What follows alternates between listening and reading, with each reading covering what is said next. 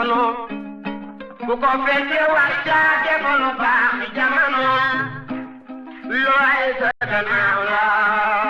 Transfert d'argent bii di Kpay transfert d'argent par code paiement marchand par QR code wala code marchand achat de crédit paiement de facture Woyofal Rapido Senelec TNT Aquatech te it Kpay mën na rechargement à carte bancaire rechargement à partir d'autres calpés demande de paiement de facture de crédit ak yeneeni service moo leen di may seen émission xew-xewu jamono.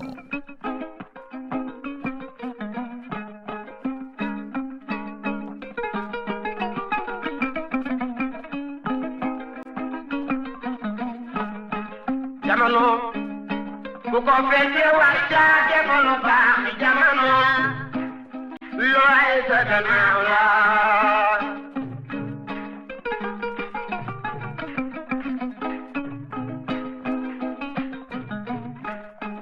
jamono ku ko fekke war caa defa lu baax jamono looy sa gannaaw la.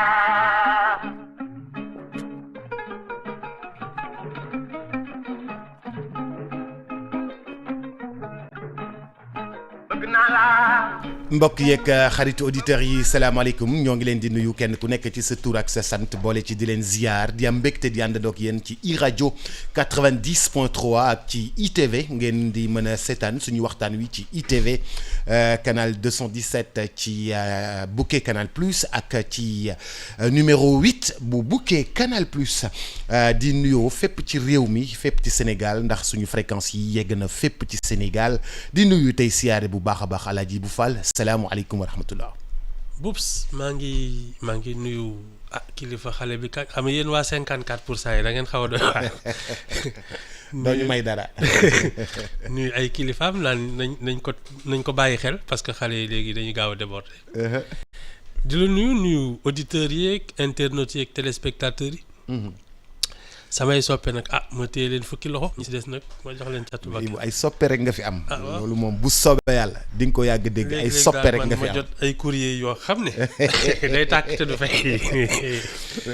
loolu ci la bokk di la gërëm bu baax di la sant Alaaji bu Fall ci li gën a yëngal actualité bi depuis bu ñu fi gëjee. alxames bokk na si sortie wu Guy Marius Sagna bi nga xam ni moom la def fële nga xam ni moom moo di ci parlement bu CEDEAO.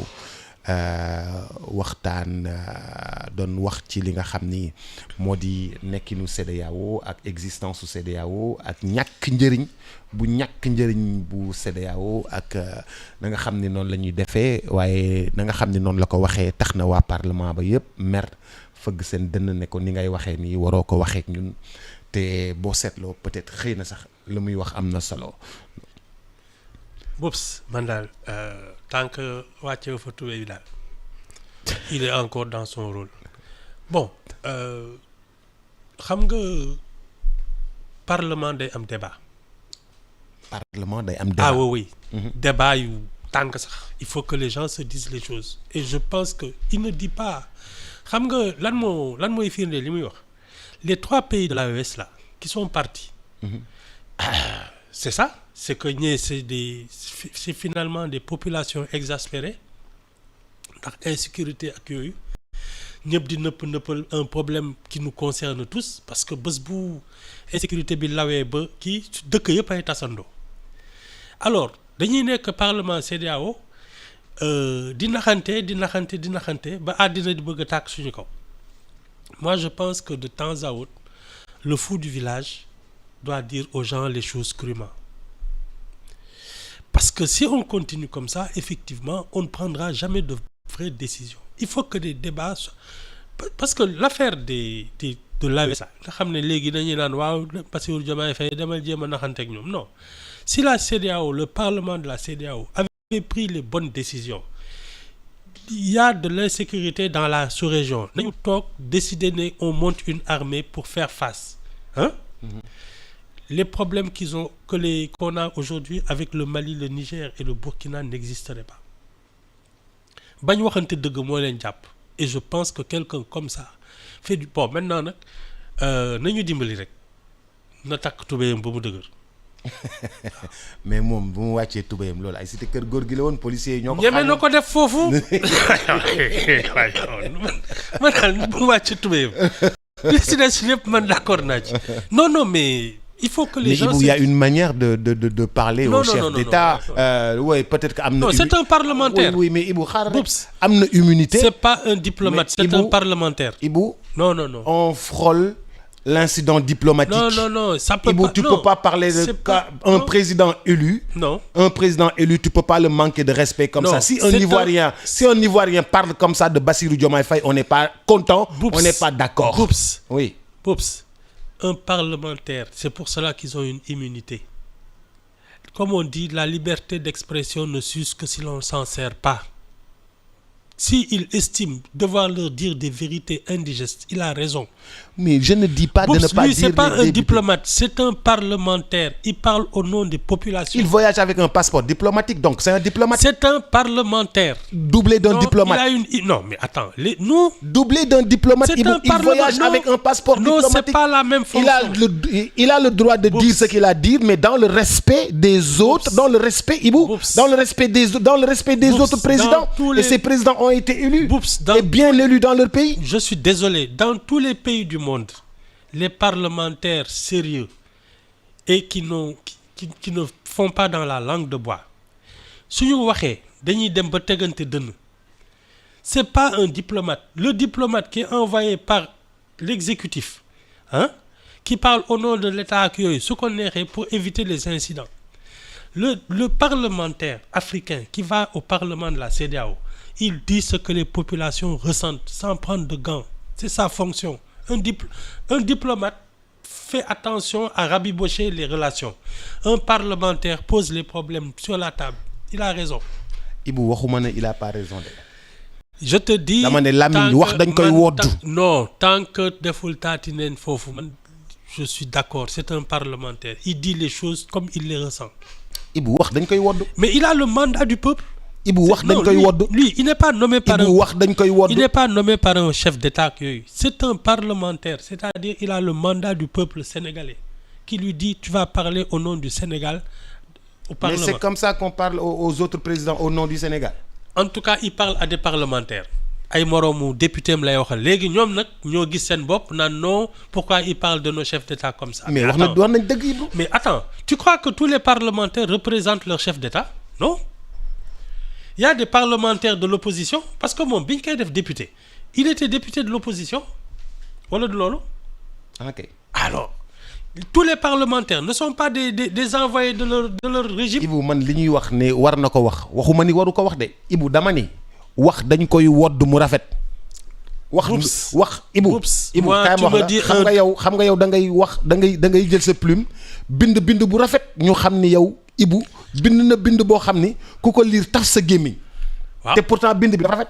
Ah waaw non mais attends moom il n'est pas là, c'est pas un littéraire moom c'est pas un littéraire du tout. Bon, de toute façon depuis que moi je connais Guy Marius Sagna chaque fois qu'il prend la parole pour parler des populations des problèmes ak yooyu mais nit ñi dañuy taf seen gémmiñ noonu la mel te pourtant ça n'a pas empêché ñu fal ko il est député du Sénégal donc il parle au nom des Sénégalais qui sont pas contents de cette situation. Non, c'est un parlementaire, c'est pas un diplomate. Diplomate, le exécutif yoni. Pour éviter les incidents. Et encore, quand tu n'es pas d'accord avec un pays, ton diplomate l'exprime, mais bon, avec leur manière. Ça, c'est leur culture. Mais un parlementaire, tant qu'il n'est pas dans l'injure, tant qu'il n'est pas dans la diffamation, mais oups, il dit les choses comme il les pense. C'est sa fonction. Non. Parce que nëpp bu bari bi mooy tas CEDEAO. Il faut que les gens se disent les choses aussi. Tu as des chefs d'État qui sont là-bas depuis combien de mandats. Suñuy dox dañuy leen di garang-garang. Mais Ibou gisoo fa CEDEAO foofu Alassane Ouattara moo fa mag ci président yi. Voilà les chefs d'État africains là. Non da nga gis y avait des parlementaires dama ne ndax da nga gis keneen ku mag Alassane Ouattara amul. Mës na fa am de. amul fii nii nit ñi dañuy voter peuple yi dañuy voter ñi dem ñi ñëw. mës na fa am de ñu leen di garang-garange ñuy. non mais tu sais au niveau africain c'est pareil c'est-à-dire que à un moment aussi et tu sais parce que li xew Sénégal je pense qu'il y a d'abord et surtout une rupture de génération yéen waa 54% yi. xam nga yéen da ngeen moom seen bopp. yéen lu ñu neex la ñuy waxee. mango non mais tous ces gens sont exaspérés par les vieux régimes qui sont là et qui ne font avancer personne. Maintenant la manière de le dire. Qu'est-ce que tu appelles vieux régime? Vieux régime. Sur le continent. Il y a des gens qui font 30 ans sur le continent. On parle de la CEDEAO. Mballo bu mu ñëwee yàggul Guinée jeune moo fa nekk. xam nga yow fële jeune moo fa nekk. xam nga yow yi nga may wax. c'est pas des démocraties. C'est même pas des pays nañu waxante dëgg xam nga man su ma doon parlementaire CEDEAO kon lii gi ma wax saa di wax lu ndaw lay nekk sax ñii c'est même pas des pays bàyyi ma waay non moi je pense que dans un parlement on doit pouvoir se dire les choses qu'elles soient agréables à entendre ou pas. Non moi je suis pas d'accord avec toi. Lu waay di wax da nga koy wax bu rafet. Non ça non tu sais ku nekk ak sa fonction. Moi, un parlementaire, je pense que quand il parle au nom des populations qu'il envoie, il ne doit pas y mettre des fioritures. Bon, la courtoisie peut-être accueillie, mais ça, c'est pas de la diplomatie. Parce que si tu veux qu'on pose les problèmes sérieusement, da nga koy teg coow li cour. Ouais, mais Ibou da nga koy teg dans la courtoisie. loolu lañ la wax Ibou c'est pas son style te ñun ñoo ko fal. Ouais, mais bu fekkee ne du stylam am na loo xam ne waruñu ko wax ci biir ay nit. jikko pax ba rek. kii nii la mel jikko pax ba rek. il va pas changer. Ouais. Non moi je vois pas de souci à ça. Non un débat il se pose. man daal na takk ceinture bi man tout le reste c'est pas grave. virgule kon nañ avancé Ibou bu ñu jógee foofu kii di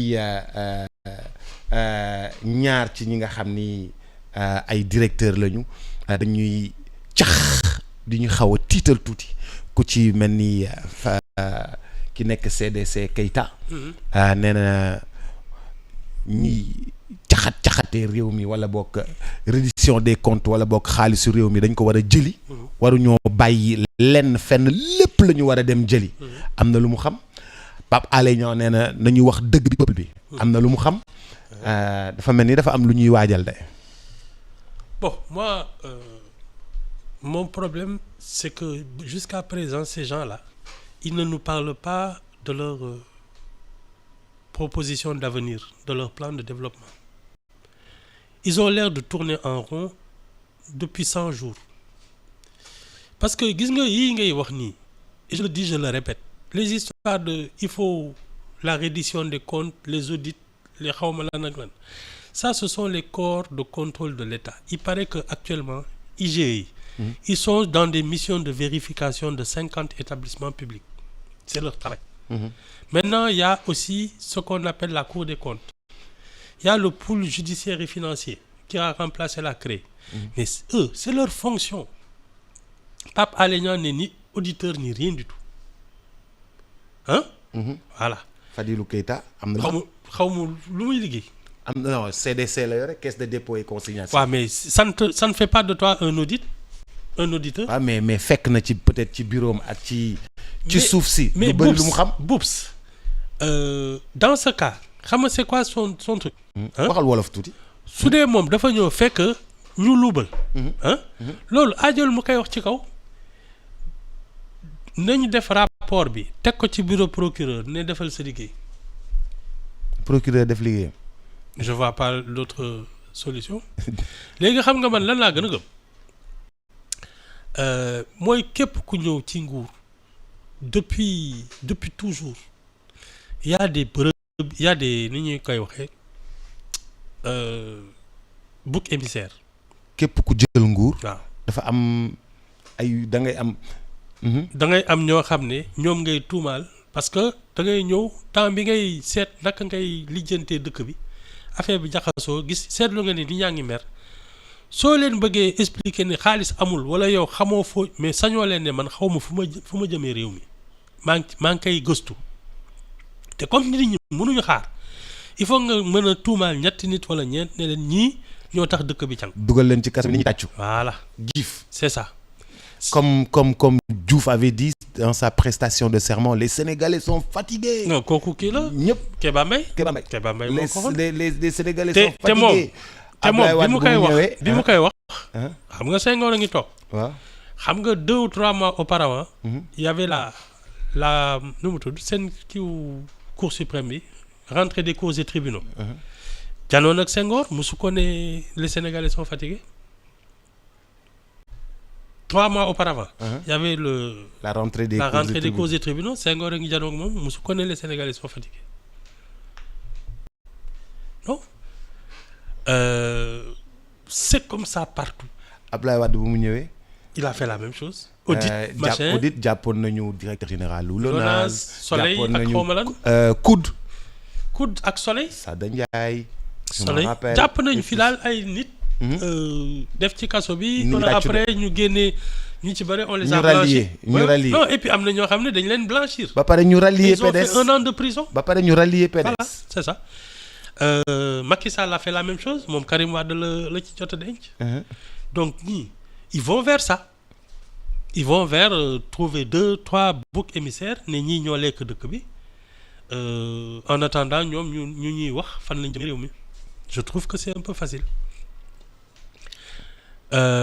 nu mu tudd Pape Alé. waaw il a une mission bien plus sérieuse que de parler comme ça dans le vent. RTS c'est une vraie machine industrie la à produire de l'information, à produire du savoir, de la culture, du divertissement.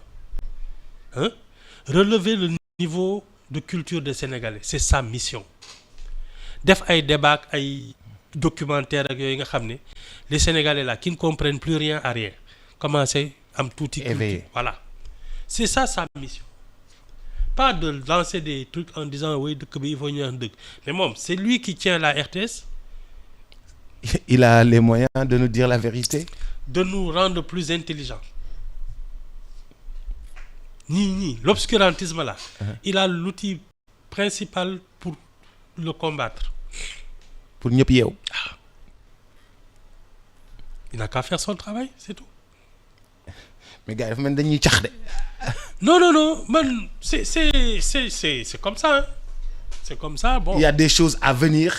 Dites-leur la vérité, dites au peuple la vérité. Mais ça c'est xaalis amatu fi. Ça ñi ay sàcc la ñoo nekk mais ça c'est vieux comme le monde. C'est pas trop facile. Hein? Mais c'est la chose la plus facile à faire. Au lieu de faire ton travail nga naan c'est pas possible parce que ñii ñoo yàq dëkk bi mais ça tout le monde l'a fait. Régime bu ñëw remplacer beneen loolu lañ njëkk a wax man ba ma ñëw fekk dëkk bi toj. maa ngi seet ni ñu koy tabaxee nag non je trouve que c'est facile et puis bon non ça fait médiocre sax boobu ñi am xam-xam am compétence taluñu wax waxi keneen dañuy jublu ci seen liggéey chacun fait son travail s'il y a des malversations de la malgouvernance des fautes de gestion. Mais les corps de contrôle et la justice sont là. On n'a pas besoin de sauter sur les toits pour... Non, chacun fait son travail. Vous dire non, ouais. Non. Ah, en tout cas, dafa mel ni am na luy ñëw de. Non, mais... am na luy ñëw et ça c'est les canaux pour aviser tout le monde. C'est aussi vieux que le monde. xam nga yow maa ngi lay naan c'est pas les privilèges qui vont changer, ce sont les privilégiés. Oui. Il va y avoir de nouveaux riches, de nouveaux pauvres. Dans les nouveaux pauvres là, il va y en avoir nag yoo xam ne on va leur coller toutes sortes de motifs. Néew doole mooy tooñ. C'est comme ça. C'est la loi du genre te ñun on a cultivé ça maintenant. Xam nga on cultive la haine. Fii nii. Les gens en ont fait un fonds de commerce. Cultiver la haine. waaw kii sàcc la kii waruloon am oto bu rafet kii voilà. fi kër gi xool leen ko diwoo ko moom. voilà oto bi xool leen ko diwoo ko moom pour lan diw di dawal oto bi. seen ay jabar ñu ngi dem màkk seen yaay demul màkk yooyu la ñuy def ba ñëpp mer ñu ne nag voilà kon voté leen ñu parce que ñii suñuy ñëw di rëq seen digg tu cultives la haine pour en faire ton fonds de commerce. seeni jabar a ngi dem màkk te seeni yaay yéen demuñu màkk. Exactement xam nga loolu dara gënu koo garaaw. loolu boo ko wax mu ne. ak seeni coro. seeni coro ngi dem Dubaï. waaw te yéen a ngi fi toog. am leen looy lekk. c'est ça qu'on cultive. mais Ibou nu ñu réew mi nu ñu mën a redresser lu mel noonu parce que loolu xaw na compliqué ah. jàng rek. jàng rek xam-xam ak yar. cultiver la citoyenneté le sens du devoir parce que ku xam sa bopp xam sa waruga. doo déglu ñeneen ni tu fais ce que tu dois faire ay rumeurs yeeg yooyu tu t'en fais parce que tu n'en as rien à faire amul la benn njëriñ. ban njëriñ la lay amal di loolu amal ngay xam ne sa voisin bi michu lay añee qu'est-ce que ça change chez toi yow añal li ngay añee rek sa biir xam na lu ci ne mais nous justement on est en train de cultiver ça kii lu tax muy am li dañuy seeneen quoi. kii moom xool leen këram gi sàcc la. c'est ça te yéen seen baraag be mu ngi daanu. yéen a ngi ci inondation yi ñii dañuy jënd ay kër ba ay Paris ak ay kii te xaalisu réew mi la li ñu leen naroon fajee lañ leen di kii seen gel yaa ngi dem màkk yéen seen yaay mënul sax dem Tiwaawan lañ lay wax. mais loolu dafa mel ni installé nañ ko ba pare de cette culture de la haine. entre nous yàgg na entre nous non, on l'a installé c'est pas nouveau du tout. on l'a bien installé. Ouais. C'est ça le débat politique. Mais li tax en 88 il y a eu des marées humaines. Il y a eu une campagne contre la famille de Diouf Wade ko lancé ñoom Serigne Ndiaye Boun ak yooyu lu ne la leen waxal ay prête-noms la ñoo sàcc dëkk bi ratatata Wade il a fait ça en 88. Ils ont fait des dossiers sur la famille de Diouf. Non dafa c'est pas nouveau du tout. Oh ouais. Senghor gars yi la doon wax son château en Normandie. Non c'est pas nouveau du tout. C'est comme ça. mais kon daal est-ce que pante bi dinañ ko mën a relever waat ba nga xam ni parce que ni ñu bañantee dafa xaw a fort de. non tu sais ça c'est juste par l'exemple. Quand tu arrives au pouvoir que tu es compétent que tu sais qu'il y a de vrais problèmes dans tous les domaines que tu y réfléchis et que tu donnes des solutions. Boups, tu ne cultives pas la haine, tu cultives le travail. C'est pas la même chose. nit ñi soo leen duggee ci li ñu war a dugg. allez on va aller dans lii foog naa Churchill moo waxoon aux Anglais là je vous promets de la sueur et des larmes. On va travailler dur parce que dañu war a retrousser vos manches. Il faut ñu liggéey loolu soo koy wax doo gis kuy xool son voisin parce que yow joxoo ñoo voisin bi da nga koy ne yow kaay jóg ñu liggéey. te yow la ñu wóolu yow la ñuy topp soo ko si tu cultives ça il n'y aura pas de débat sur la fortune des autres. Tu n'as même pas le temps d'ailleurs. Tu n'as pas le temps nit ku baax du am jot. Oups. C'est aussi bête que ça. Non, ouais. Ibou, le nouveau régime est beaucoup critiqué sur les nominations. Les nominations yi nga xam ni dañ doon wax naan ki nga xam ni moom moo di Macky Sall dafay nommer ay famille am ay mbokkam ay tukulóor ay nitam et tout ça. Le nouveau régime durant ce week-end a été beaucoup critiqué sur des nominations dans les familles et tout ça. Mais est-ce que c'est su fekkee ni nit yi compétent nañu est-ce que du dañ leen war a nommer? Ça dépend de ce que tu as promis. De ce que tu as promis avant? waaw parce que on gouverne avec les gens en qui on a confiance.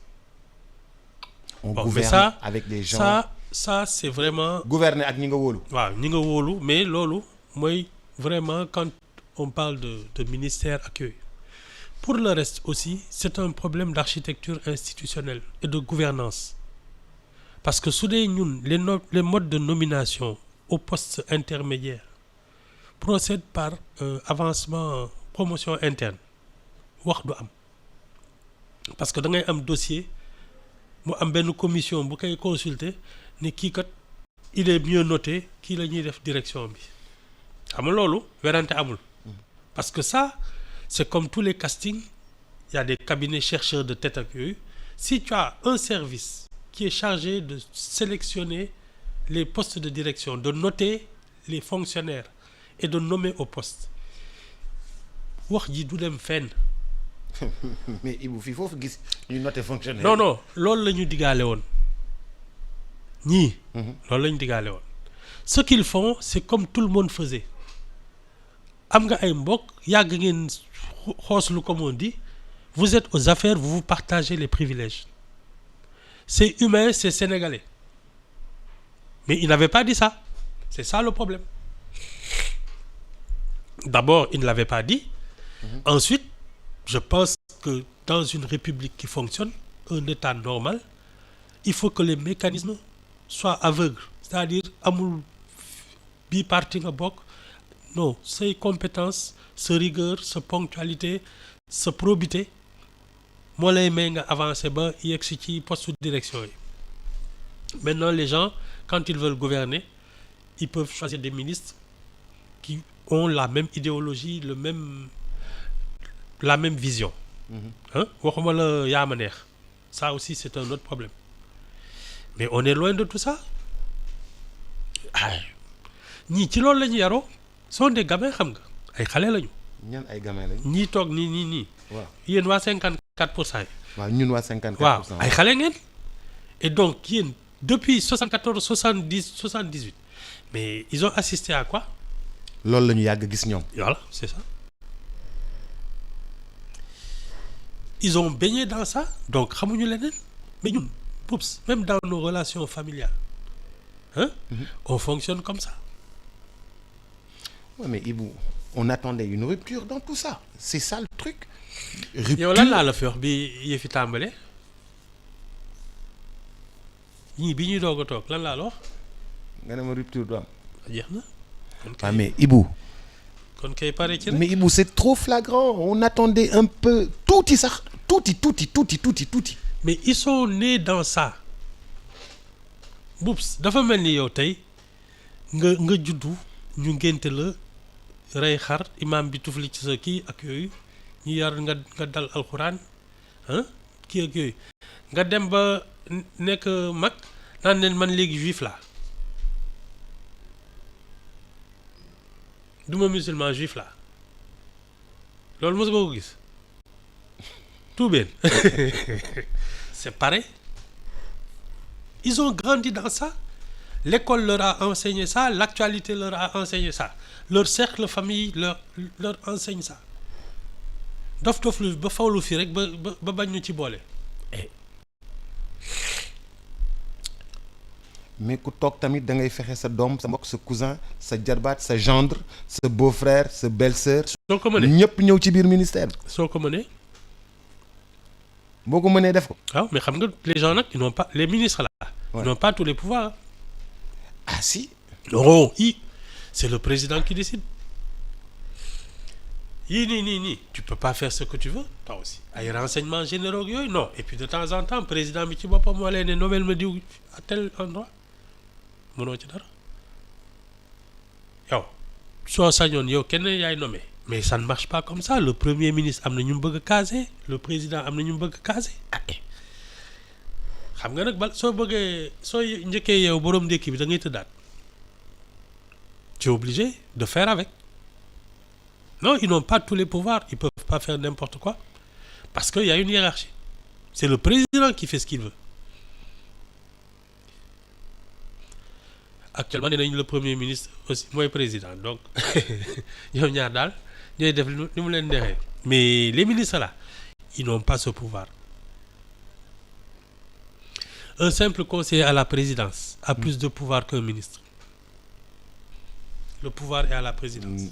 Non, pas un simple conseiller quand même. Il peut pas. Oups. Non, pas un simple Oups. conseiller. Oui. Quand tu es ministre, tu veux faire passer tes dossiers là à la présidence.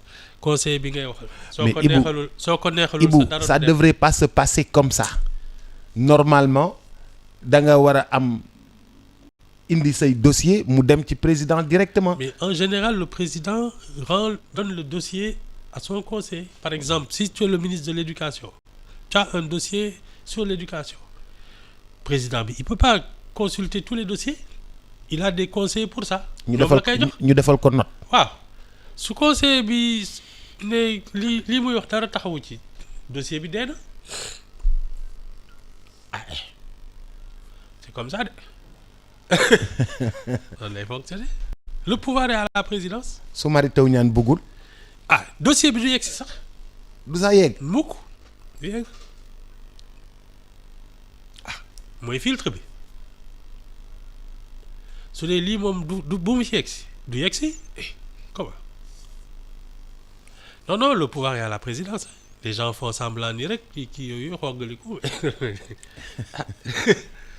c'est ça semble-t-il que démb fële nga xam ni moom moo di Tëngéej c'était un peu chaud. Un peu rek bàyyi li ngay def un peu chaud et dafa xale yi dañu en fait Dakar nu ñu envahir avec les Jakarta. di modèle transport bu bees modèle liggéey aussi bu bees pour les jeunes. C'est aussi à Paris c'est comme ça livraison et tout ça mais vraiment scooter yi dugg ci bëri ci réew mi dañoo bëri ba après dafa mujj nekk casse-tête vraiment pour la police casse-tête pour la gendarmerie samedi si guddi vendredi si guddi samedi si guddi vendredi si guddi fii nii ci VDN bi camion lañ teg jàpp si au moins plus de 300 jël teg ci camion bi yóbbu Tëngéej même chose fa mel ni ñuy on ne s'entend plus sur lan la ñu war a def. yéen waa 54%. on ne s'entend plus yéen a commencé jaxasoo seen vie. on ne s'entend plus sur lan la ñu war a def. ci suñu ville. ak ni nga xam ne noonu la ñu bëgg yëf yi doxee mais bu yi nga xam ne amuñu kayit. Boubs. Oui. Tu sais c'est ce que je te dis depuis longtemps tout ça c'est du désordre.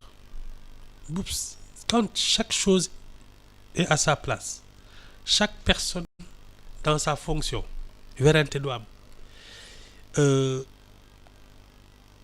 yéeg ci kaw mobile di wër ci dëkk bi mais on a mieux à faire que ça pour développer notre pays.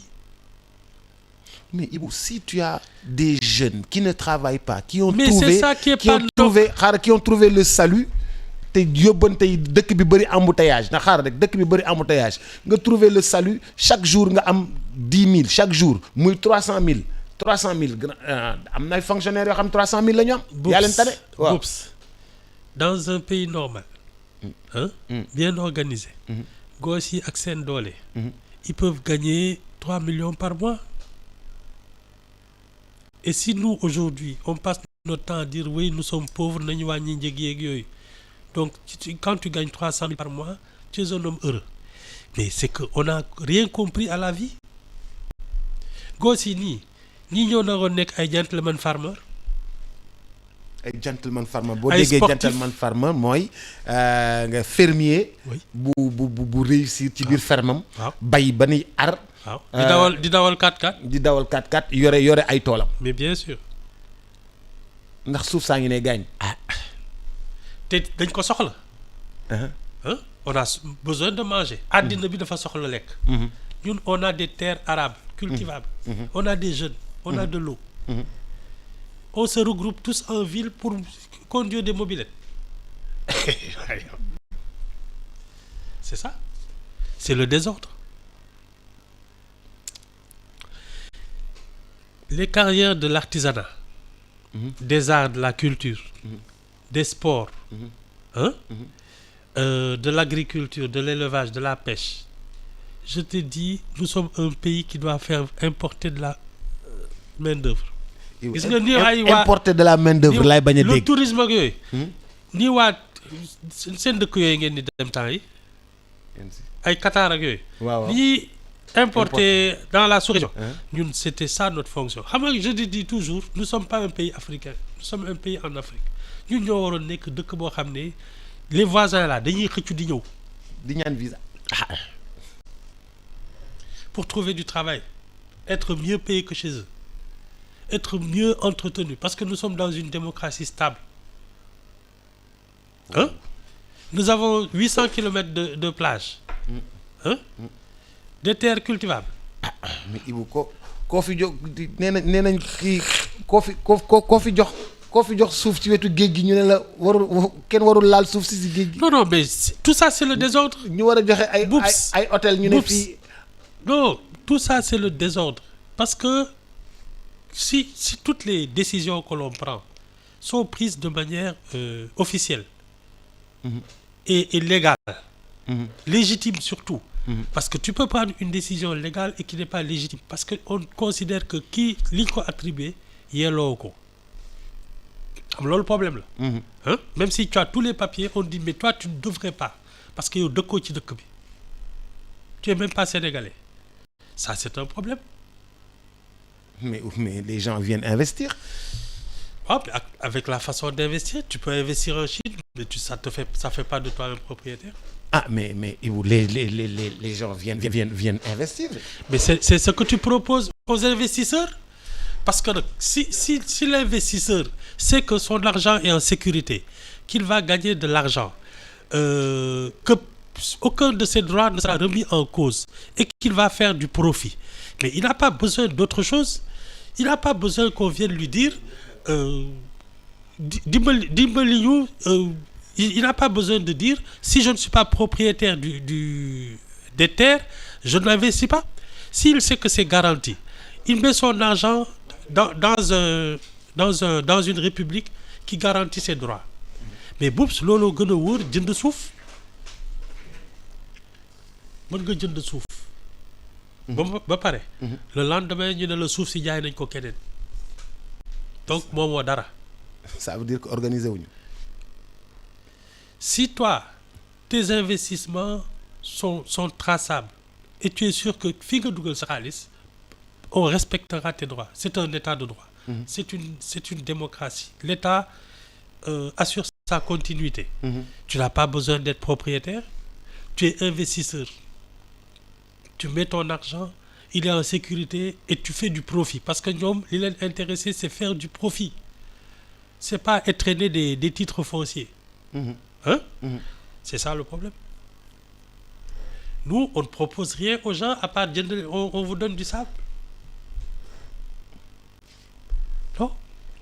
Su doon yow da nga toog fii ñu ne la les agriculteurs sénégalais sont les meilleurs. Ils peuvent te produire tout ce que tu veux de meilleure qualité et à un prix défiant toute concurrence. Pour soxloo jënd suuf si da ngay ne moi je veux acheter 100 tonnes de thym parce que da lay woon ne yow mii. dinañ ko produire indil la ko ba fa nga ko soxla. waaw te soo ko jaayaatee def bénéfice wala nga yóbbu ko sa usine transformé ko. Tu n'as pas besoin d'être propriétaire. C'est nous qui ne proposons rien aux investisseurs, surtout étrangers. Et on met en danger nos populations parce qu'à force de distribuer les terres aux autres, on va se retrouver étrangers chez nous. nee naa la fi suñu yàggee dinañ fi gis ay sénégalais yoo xam ne ils n'ont de sénégalais que le nom. C'est ça. nañu investir ci suñu dëkk ñun suñu bopp nañ ko jël en charge ñun suñu bopp nañu jug liggéey bi. Il faut que nous soyons de vrais prestataires. Quand tu viens au Sénégal, voilà, tu viens acheter quelque chose, un produit. Tu viens pas acheter du sable et des trucs. Tu viens acheter un produit, tu viens acheter de la garantie, tu viens acheter de la stabilité. Je suis dans un pays démocratique. Voilà. Je sais que je suis fii c'est sûr. Exactement. Dëkk bi wóor na. Oui, je peux investir parce que c'est clair que on ne va pas m'escroquer. Loolu lañ soxla. Fall Ndiaga Yaram du noonu la sant. waaw noonu la. Fall Ndiaga Yaram. di la gërëm bu baax a baax di la sant. suba ñu waxtaan ak Mouhamadou Kandji ubbi benn journal. yéen waa 54%. da ngeen di soto. Ibou. Ah, d'accord. Ibou suba dañ lay sat sa tool. Ah, d'accord. bu soobee yàlla di ko gërëm bu baax a baax di ko sant yéen tamit di leen gërëm bu baax a baax di leen sant dig daje ëllëg incha allah léegi Cheikh Sarr mi ngi yegg si ci xorom ci cin bu 10h jotee ba Sophia tënk xibaar yi ba noppi Antoine Diouf pour la grande édition de 12h salut à toutes et à tous belle journée à vous. Transfert d'argent bi di Kpay transfert d'argent